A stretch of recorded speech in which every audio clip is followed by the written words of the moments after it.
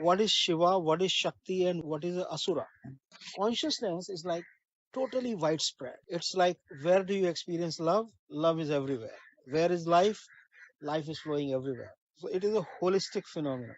On the other extreme, the evil or the conditioning or the asuric is extremely concentrated.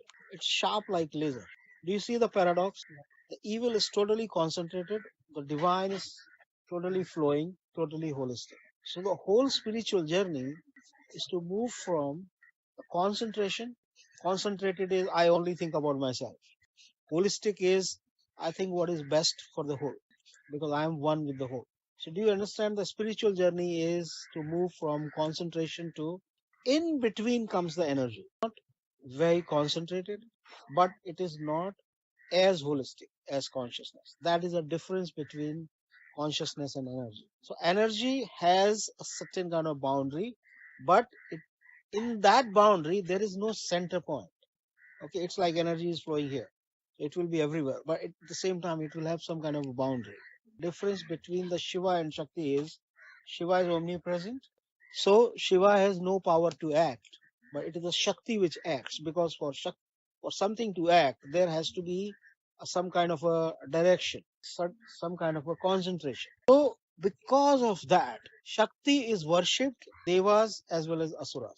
You will find so many mythology stories, all the demons, like Ravana, he was like a huge Shakti worshipper. He was a Shiva worshipper also to begin with, but that he was growing in consciousness. A point came where he separated himself from Shiva, then you were only worshipping Shakti. So all the demonic forces, they all the time they worship Shakti. So what they are trying to do basically, because Shakti still has some kind of boundary, so they are trying to narrow that boundary and pull that into that. So it's like there is a center point some people have at the third eye, right? It's a strong center. That is a strong concentration. They're trying to pull all kind of Shakti from everywhere and make this point stronger and stronger. On the other hand, the people who are conscious, those who are widespread, they cannot act if they are just in pure consciousness. Shiva cannot act. Shiva has huge intelligence, but he has no power to act. Power to act is given by the Shakti. So the Devas as well as Asuras, both are interested in attracting Shakti. And Shakti can go to both. When the Shakti will flow to the Shiva, it will become a conscious Shakti, and that will be a creative form of power.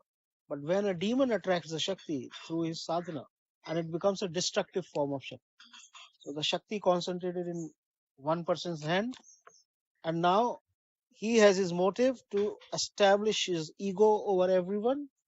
So he will use that Shakti to dominate and supersede others. Is it correct? Like Hitler had a lot of Shakti, but for what he is using that Shakti is to control others. The demons always have a very clear boundary.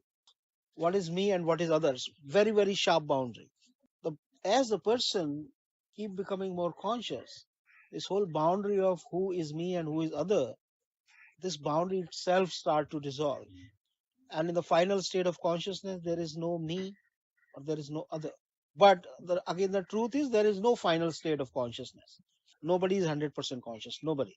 Everybody is on the journey. And when we take a specific body, or even if we are specific soul, nobody is 100% conscious. Everybody has got some unconscious part. But it is like you are growing on the scale of consciousness.